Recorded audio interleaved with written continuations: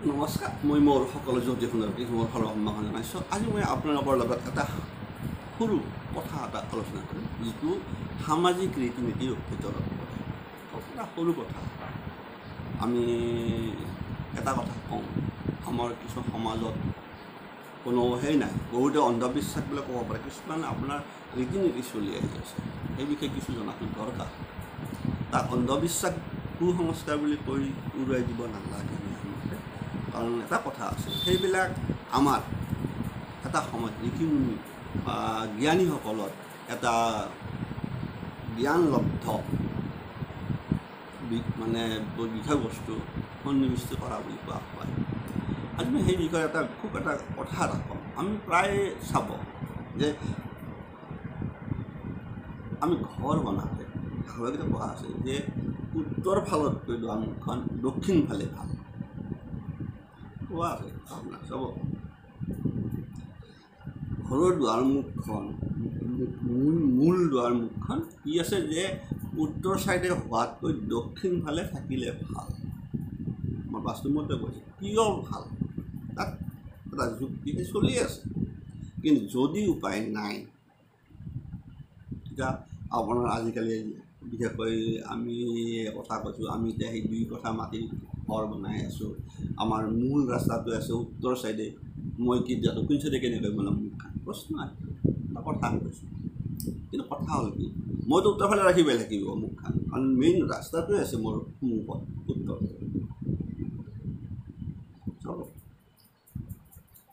কিন্তু শাস্ত্ৰই কৈ আছে যে উত্তৰমুখে উত্তৰমুখতকৈ ঘৰ দক্ষিণমুখী হোৱা।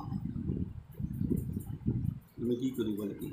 গতিকে এটাই উপায়, আপুনি যেতিয়া ঘৰ বনাব তেতিয়াহ'লে আপোনাৰ মূল দুৱাৰখন থাকক, কিন্তু আপুনি ঠিক সেনেকুৱাকৈ দক্ষিণ ফালেও আপোনাৰ হৈ ঘৰৰ বাৰাণ্ডাৰ দি আপোনাৰ দক্ষিণ ফালেও আপুনি এখন হ'লেও দুৱাৰমুখ ৰখাটো ভাল। দক্ষিণ বা দুৱাৰমুখ ভাল।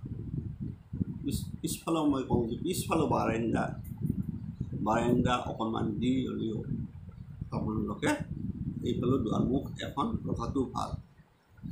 উত্তৰৰ মুখেদি মূল মুখেদি আপুনি অহা যোৱা কৰাৰ কথা নাই, কিন্তু দক্ষিণ ফালেও এখন দুৱাৰ কমচে কম অথবা বাৰাণ্ডা এখন ৰাখি থোৱাটো ভাল।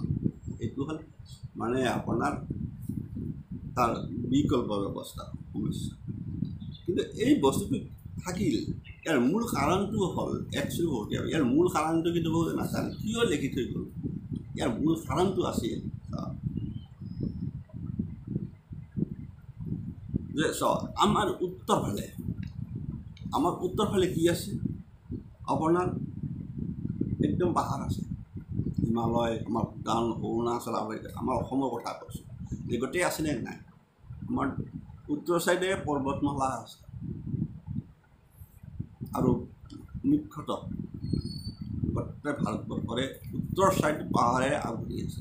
একদম কাশ্মীৰৰ পৰা চাব যদি চাই আপোনাৰ অৰুণাচললৈ উত্তৰ ছাইডটোত গোটেই পাহাৰ আছে, পাহাৰ পৰ্বতেৰে আছে, একদম পূৰা লিংক আপ। ঠিক সেইদৰে আমাৰ দক্ষিণ ছাইড চাব, আপোনাৰ পশ্চিম দক্ষিণ ছাইড চাব, সাগৰে আগুৰি আছে, এটা ছাইডে পূৰা সাগৰে, এটা ছাইড পৰ্বত। সেইকাৰণে কৈছে কি যে এটা ছাইড সাগৰ থাকিল দক্ষিণ ফালে।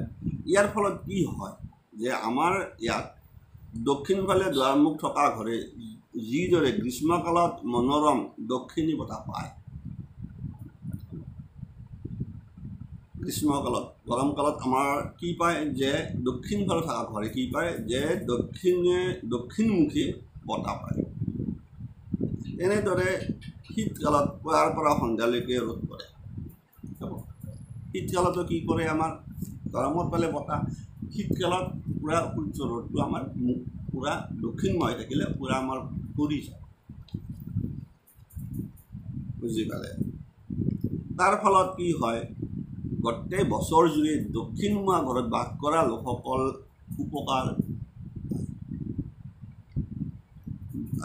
তাতেই আছে। আৰু যিটো উত্তৰমুখা ঘৰত পোৱা নাযায়, ইয়াৰ বাহিৰেও উত্তৰমুখা ঘৰত শীতকালত উত্তৰৰ পৰা বৈ অহা শীত প্ৰবাহ যিটো আমাৰ আহে, আপোনাৰ হু হু কৰি আমাৰ ঘৰত সোমাই যায়। সেইকাৰণে সাধাৰণতে উত্তৰ মাহ ঘৰ কৰা নহয় আৰু নাছিলে। সেইকাৰণে দক্ষিণ মাহ ঘৰৰ প্ৰাধান্য দিয়াৰ মূল কাৰণটো সেইটোৱে আছে। সেইকাৰণে আমি ক'লোঁ আগতে কৈ দিছোঁ যে যদি উত্তৰ মাহটো কৰিব লাগিব না কথা এইটো। যদি মই ক'লোঁ যে মোৰ মেইন কথা মোৰে সেনেকুৱা যিটো কি যিহেতু ক'লে মোৰে সেনেকুৱা মোৰ ঘৰ উত্তৰ মাহ কিন্তু মোৰ দক্ষিণ ফালেও আছে। দক্ষিণ ফালেও মোৰ মানে পিছফালে ধুনীয়াকৈ দৰ্জা মোৰ দুৱাৰমুখ খুলি দিলে আপোনাৰ ধুনীয়া সেইটো চাইডে বহা জেগা গোটেইখিনি একদম মানে একদম সীমাকলৈকে মানে ঘৰ বনা নাই তাৰ ফলত বিশেষকৈ আপোনাৰ যদি শীতকাল হয় মোৰ আৰামছে পিছফালে বহি ৰ'দ পাব। আপোনালোকে সেইটো কৰিব একো নাই আহিছোঁ।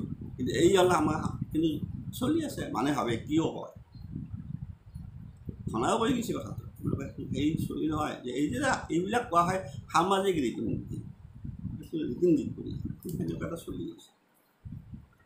এই চব ঠিক এনেকুৱা কিছু দুই এটা মাজে মাজে আপোনালোকক মই সামাজিক ৰীতি নীতি বা আমাৰ সংস্কাৰ কুসংস্কাৰৰ বিষয়ে যিবিলাক আপোনাৰ কোৱা আছে কুসংস্কাৰ তাতে আপোনালোকে দেখিব বহুত ক্ষেত্ৰত মানে বিজ্ঞান ভিত্তিক কাৰণ আছে।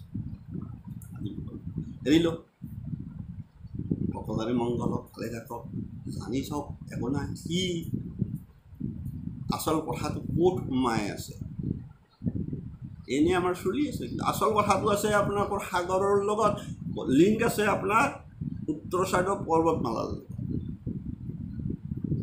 এইকাৰণে ভাৰতবৰ্ষত যিসকল এই পইচা বস্তু খুব চলি আছে আমাৰতো চলি আছে। এৰি চাওক